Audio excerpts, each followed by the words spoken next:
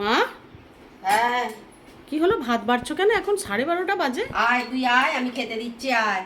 ও, shopping এ যাবে নাকি? হ্যাঁ যাবো না, আমার নাতনির এখনো কেনা হয়নি, সবার হয়ে যাচ্ছে, নাতনির কেনা হচ্ছে না এখনো।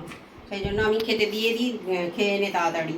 কি তাহলে রান্না যেতে হবে। করেছো? কি দিয়ে ভাত খাবো? রান্না যে কিছুই করা হয়নি, এইগুলো তো কালকে, এই ডাল আর শিঙি মাছের ঝাল একজন একটা আছে, তার ভাগে সে খাবে।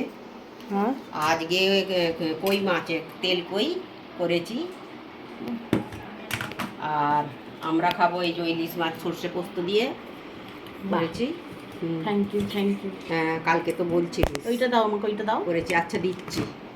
আর আর এখানে ডাল, মুগের ডাল, আর আর এখানে ইলিশ মাছের মাথা দিয়ে কচু, আলু, বেগুন, বরবটি দিয়ে চচ্চড়ি করেছি।